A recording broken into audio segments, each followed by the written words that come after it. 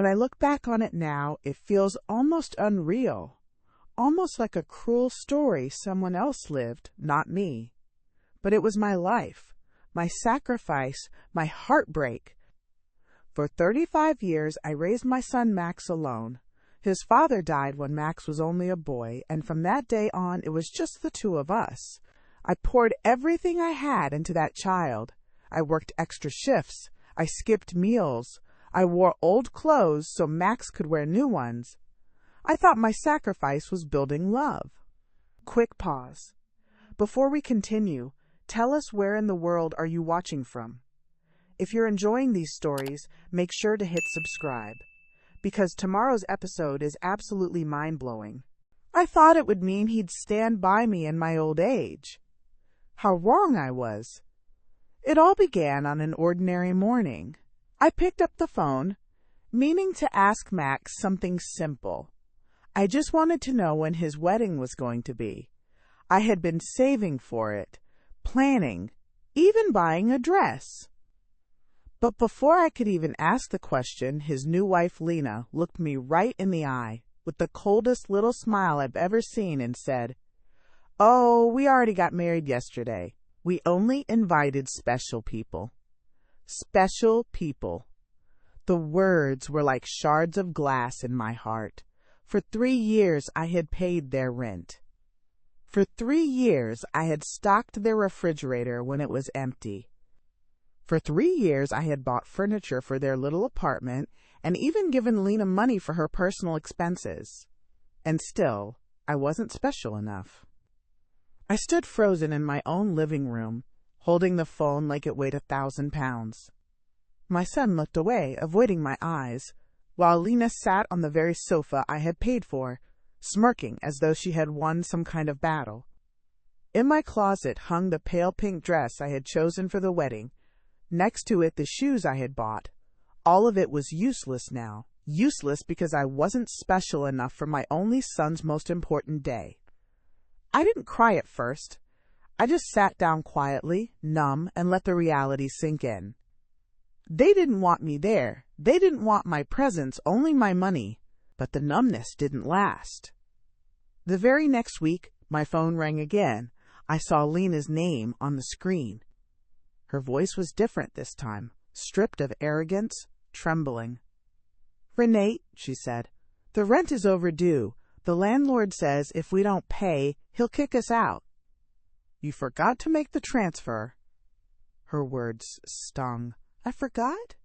As if paying their rent was my job, as if I were some employee who had neglected a duty. I paused, and then I said something that surprised even me. My voice was calm, colder than I ever knew it could be. "Didn't I tell you? I only help special people." The silence on the other end was deafening. For once, it wasn't me trembling. It was Lena. That was the first crack in their power over me. The first time I realized I didn't have to keep sacrificing myself. But they weren't about to let me go so easily. A week later, I walked into my house and froze in the doorway. Max was sitting on my sofa with his head in his hands. Lena was pacing like a restless animal. And at my dining table, a man in a gray suit was flipping through my private papers. My bank statements, my checkbook, the documents I kept tucked safely away. "What is going on here?" I demanded. The three of them looked at me as though I were the intruder in my own home. Lena rushed forward with false sweetness. "Renette, thank God you're here. We need to talk." Max finally lifted his head. His voice was slow, rehearsed, almost patronizing. "Mom, we're worried about you. You've been acting confused, forgetting things. We thought it was best to get some legal advice." The man in the suit stood and extended his hand. "Mrs. Richter, I'm Dr. Fisher, a family lawyer. Your children are simply concerned about your well-being." I didn't shake his hand. My eyes went straight to the papers on my table. "Those are my private documents. You have no right to be looking at them." Lena's voice turned sugary sweet, the same tone she used whenever she wanted money. "Renee, honey, you've been under stress. Maybe the loneliness is affecting you. At your age, it's normal to feel confused. That's why Dr. Fisher prepared some papers. Just something small. A power of attorney. So Max can handle your finances for you, just temporarily. My heart dropped. This wasn't about concern. It wasn't about love. It was about control. I picked up the folder, walked to the trash can, and dropped it inside without even opening it. My hands didn't shake. My voice didn't tremble. The only transition happening here, I said firmly, is you leaving my house. All of you. Right now. Lena's eyes filled with fake tears. Max looked angry. The lawyer cleared his throat, pretending to sound professional. Mrs. Richter, he said, if your family believes you are no longer capable of handling your affairs, they have legal rights to step in. If necessary, a judge can declare you incompetent.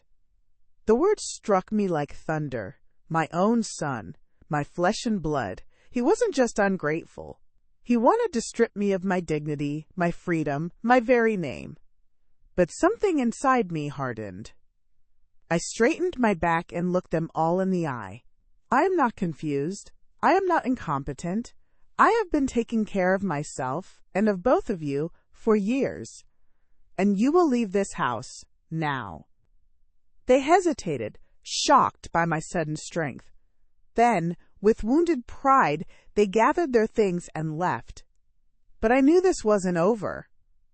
As I closed the door behind them, I felt both fear and fire.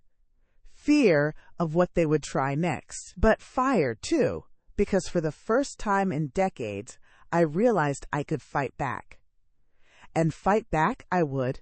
That night, after Max and Lena stormed out of my house, I sat on the edge of my bed and finally let the tears come. Not gentle tears, not soft ones. They were hot, angry, unstoppable tears that left my pillow wet and my chest aching. I didn't cry because I was weak. I cried because I was finally seeing clearly.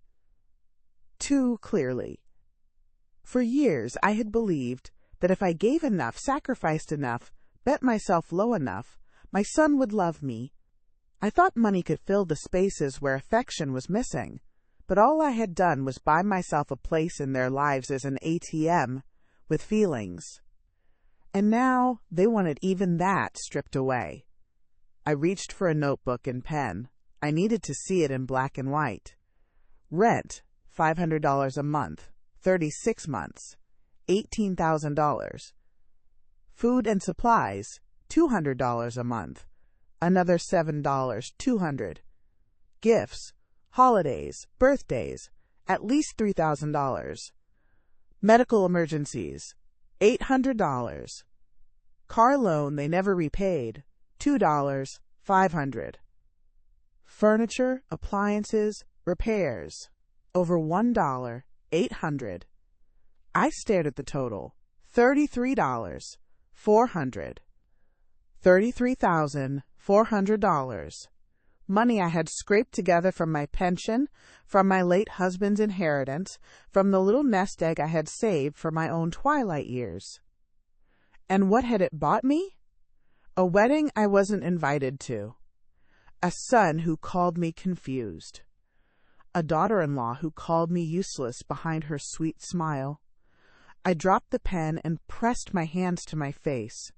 How did I let it get this far? Memories swirled. Nights when I ate rice and beans so I could send them money for steak. Afternoons when I skipped my hair appointment because Lena needed new shoes.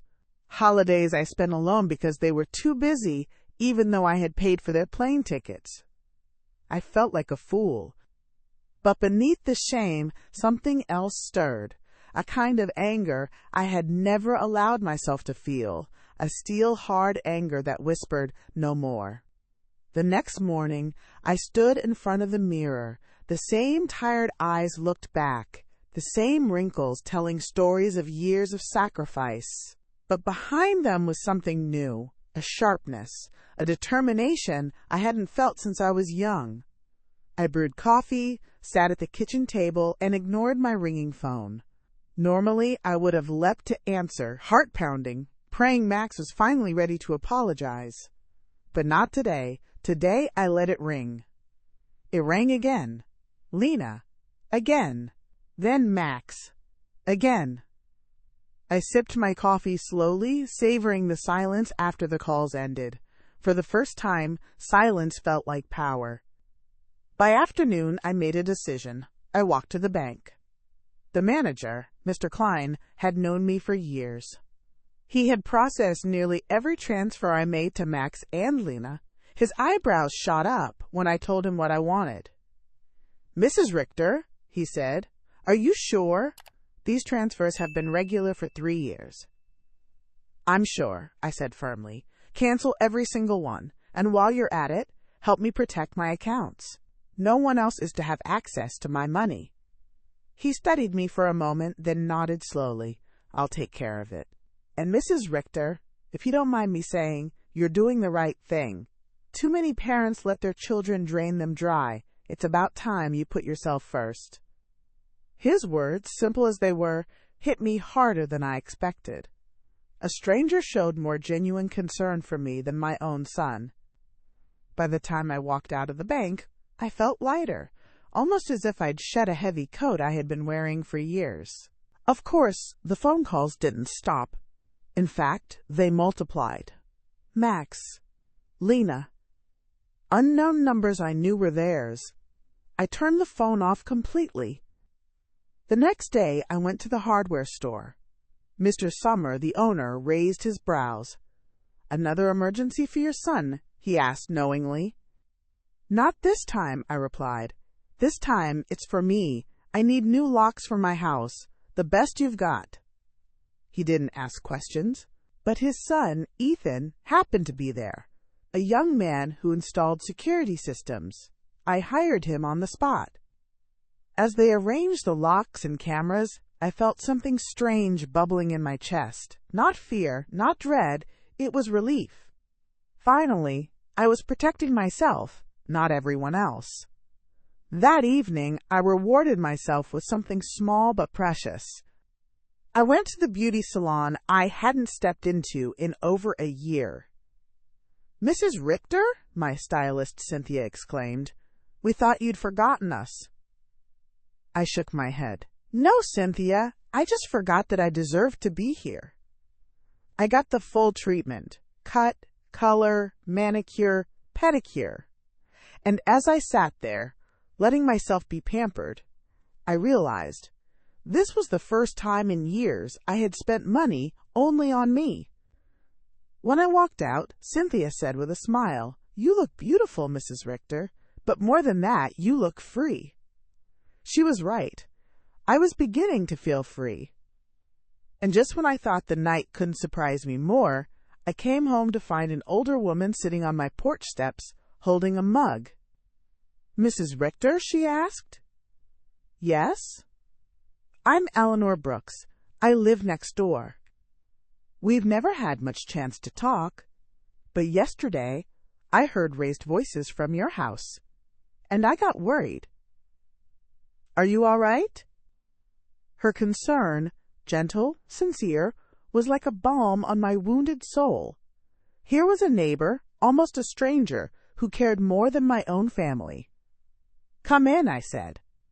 "I'll make us some coffee, and I'll tell you a story you won't believe." And that's how I began to share my truth. For the first time, I let someone else hear it. Eleanor listened quietly, nodding, her eyes brimming with empathy. When I finished, she placed her hand over mine. "Mrs. Richter, you did the right thing. I went through something similar years ago. I thought I had to keep financing my daughter's life, or she wouldn't love me. But love doesn't work that way. You've taken the first step toward real freedom." Her words were exactly what I needed. That night, I went to bed not as a victim, but as a woman awakening from a long sleep. I wasn't just cutting off financial transfers, I was cutting off chains.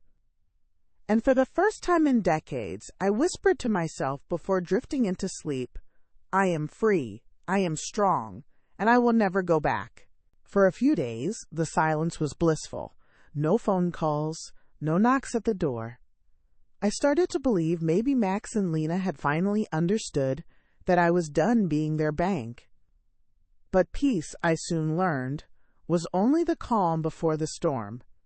It started with little things. Flyers shoved into my mailbox offering, quote, senior care homes. Strange pamphlets slipped under my door about dementia and guardianship. I knew exactly where they were coming from. Then came the phone calls again, only this time from numbers I didn't recognize. One would claim to be a, quote, social service agency, another a, quote, concerned neighbor, asking if I needed help with my bills. Each one felt like a trap. One afternoon, as I tended to the roses in my small garden, a car pulled up. A man and woman stepped out, carrying clipboards. Mrs. Richter, the woman asked, we're from Adult Protective Services. We've received reports that you may not be able to care for yourself properly. May we come in? My knees nearly buckled. Reports? Who would say such a thing? But deep down I knew, Max and Lena. I straightened my back and forced calm into my voice. I am perfectly capable of caring for myself, and unless you have a warrant, you will not be entering my home today. They exchanged glances, scribbled notes, and left, but not before giving me a look that said, we'll be back. That night I couldn't sleep. I sat at the kitchen table, my heart racing. It wasn't just about money anymore. They were trying to paint me as unfit. They wanted to erase me, erase my independence, erase my dignity. I needed help, real help.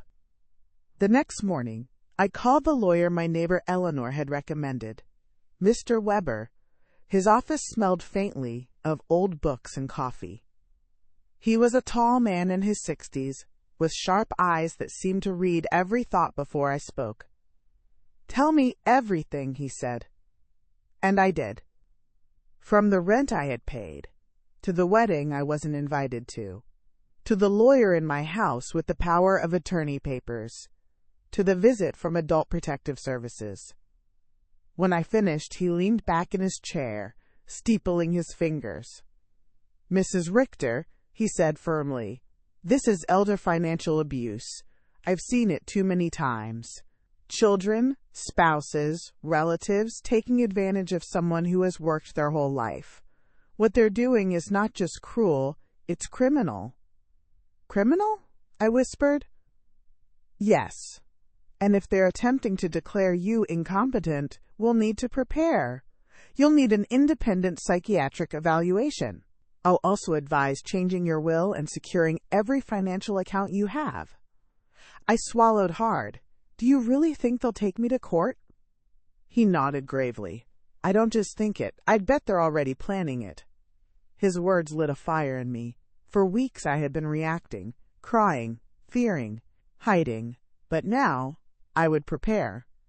Within days, I had undergone a full psychiatric evaluation. The doctor asked me everything, names, dates, my finances, even questions about politics and history. At the end, he smiled kindly. Mrs. Richter, your memory and judgment are sharper than many people 20 years younger. I'll have this report ready for your lawyer. That paper became my shield. But Max and Lena weren't finished. They began showing up unannounced, pounding on my door, shouting that I was sick and needed help. Once, Lena screamed loud enough for the neighbors to hear. She's losing her mind. Someone needs to do something before it's too late. Another time, I caught Max talking to my neighbor across the street, whispering lies about me forgetting to pay bills, about me leaving the stove on. Eleanor, bless her heart, crossed the street and shouted back, I've had coffee with her every week, Max. Don't you dare spread lies about your own mother. But the damage was done. Whispers began circulating. People in the market gave me pitying looks, as if I were already halfway gone. The final blow came in the form of a letter, a thick envelope delivered by a man in a gray suit.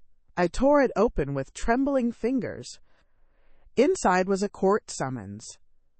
Max and Lena had officially filed a petition to have me declared legally incompetent. I sank into my chair, the letter fluttering to the floor. My son, my only son. He hadn't just betrayed me, he wanted to erase me. But as tears welled, I felt a deeper resolve rise. I wasn't finished. I wasn't weak. And I would face them in that courtroom, no matter the cost. This wasn't just about money anymore. This was about my life, my dignity, my very name. And I wasn't about to surrender any of it without a fight. Telling and preparing this story took us a lot of time. So, if you're enjoying it, subscribe to our channel. It means a lot to us. Now, back to the story. The day of the hearing arrived gray and cold. I woke before dawn, my stomach twisted in knots. For weeks I had prepared myself mentally, emotionally, legally. I had the psychiatric evaluation, the support of my lawyer, Mr. Weber, and even letters from neighbors like Eleanor, who had seen me live independently. But still, the thought of walking into that courtroom to face my own son filled me with a dread I cannot describe. I dressed carefully, a navy blue suit I hadn't worn in years, my pearl earrings, low heels. I wanted the judge to see me as I truly was, not a confused old woman, but a capable, dignified woman who had built her life with her own 2 hands. When I arrived, Max and Lena were already there. Lena wore a black dress that made her look like a grieving widow. Max sat stiffly in his chair, avoiding my eyes. Their lawyer whispered to them, glancing at me as if I were already defeated. Mr. Weber placed a reassuring hand on my arm. "Remember," he said softly, "the truth is on your side. Let them tell their lies. We will shine light on every one of them." The judge entered, and the bailiff called for order. The hearing began. Their lawyer stood first. His words were slick, practiced. "Your Honor, we bring this petition with heavy hearts. My client, Max Richter, loves his mother dearly. But over the past year, she has exhibited signs of confusion and paranoia, forgetting bills, misplacing documents, accusing family members of theft. We fear for her safety. She needs protection, and her son is ready to step into that role." I clenched my fists under the table. Lies! Every word! A lie! Then Lena took the stand. Her eyes shimmered with crocodile tears. "She called me at midnight last month, crying that strangers were in the house," Lena testified. "When Max rushed over, the house was empty. She was alone. She's not the mother she used to be." I wanted to shout, to defend myself right then, but Mr. Weber gave me a small nod, reminding me, "Patience." Max testified next. His voice shook, but not with sadness. No, it was with rehearsed performance. "I've caught her forgetting my birthday. She once left the stove on overnight. She gave away money to strangers, thinking they were charities. My mother needs help. I'm only trying to protect her." My heart cracked, but I stayed silent. I remembered every sacrifice I had made, every rent payment, every meal skipped. And here he was, turning my love into a weapon against me. Finally, it was my turn. I stood, hands steady on the wooden railing. "Your Honor," I began, my voice surprisingly clear, "I am 72 years old. For 35 years, I raised my son alone. I worked 2 jobs to give him an education, to pay his rent, to feed him when he had nothing. In total, I have given him and his wife over $33,000. Not out of duty, out of love. But love is not enough for them. They do not want a mother. They want a bank. And when the bank closes, they call it incompetence." The courtroom was silent except for the scratching of pens. Mr. Weber rose. "Your Honor, with permission, I would like to present independent evidence." He handed the judge the thick report, the psychiatric evaluation. The judge flipped through it, his brows rising slightly. Then he read aloud. Mrs. Richter is in full possession of her mental faculties. Her reasoning, memory, and judgment are above average for her age. No signs of dementia or confusion. A murmur rippled through the courtroom. Then Mr. Weber handed over letters from Eleanor and other neighbors, testifying that I managed my own affairs, gardened, paid my bills on time, and even helped others in the community. The judge leaned forward, staring directly at Max and Lena, his voice cut like steel. What I see here is not incompetence. What I see here is greed. This petition is not only unfounded, it is shameful. Mrs. Richter is more than capable of handling her own affairs. Case dismissed. I exhaled a breath I hadn't realized I was holding. My knees nearly gave out, but I stood tall. The judge wasn't finished. He pointed his gavel at Max and Lena. And hear me well. Any further attempt to harass your mother will carry consequences. I will not tolerate elder abuse in my courtroom. The gavel struck. The sound echoed like thunder. Max dropped his head into his hands. Lena's tears dried instantly, replaced by a mask of fury. But I felt lighter than I had in years. As we left the courtroom, Mr. Weber turned to me and smiled. You didn't just win your case, Mrs. Richter. You reclaimed your life. Outside, the sun had broken through the clouds. I lifted my face to the light, feeling warmth on my skin. For the first time in a long time, it wasn't the weight of sacrifice I felt. It was the freedom of survival. My son had tried to declare me incompetent, but the judge, with one powerful stroke of his gavel, had declared the truth, that I was stronger than ever. When I got home that night, I brewed myself a cup of coffee and sat by the window. My house was quiet, but for the first time, the silence wasn't heavy. It wasn't loneliness. It was peace. I thought about all the years I had spent pouring out my life for others, the meals I had skipped, the birthdays I had worked through, the money I had handed over without question. I thought those sacrifices meant love. I thought they would protect me from the very thing I faced. But here's what I finally understood. Love doesn't need receipts. Real family doesn't keep a balance sheet. And if someone only loves you when your wallet is open, that isn't love at all. That night, I locked the doors not in fear, but in triumph. I wasn't locking anyone out. I was keeping my dignity in. I slept deeply, dreamlessly, and when morning came, the light streaming through the curtains felt different, brighter, warmer, like it was shining on a new chapter of my life. I am not incompetent. I am not useless. I am not confused. I am a woman who gave, who loved, who suffered, and who finally chose herself. And now I want to ask you, the one listening to my story, what would you do if this were your mother? What would you do if the very child you raised turned against you? Would you stand with her? Would you fight for her dignity? Or would you stay silent while others stripped her of everything? Because here's the truth. Somewhere out there, right now, another mother, another father, another grandparent is facing the same battle I did. And they don't know if they're strong enough to fight back. But maybe, just maybe, my story can give them the courage. So if you've ever been betrayed, if you've ever been made to feel small, if you've ever been told you're not special enough, I want you to hear my voice tonight. You are enough. You are strong. And no one, no matter how close, no matter how beloved, has the right to take away your dignity. My name is Renat Richter.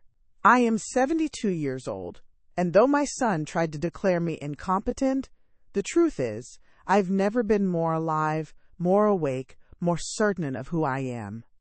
I am free. I am strong. And this is not the end of my story. It is only the beginning. Now tell me, my dear listener, what would you have done in my place? Up next, 2 more incredible stories are waiting for you right on your screen. If you enjoyed this one, you won't want to miss these. Just click to watch and don't forget to subscribe.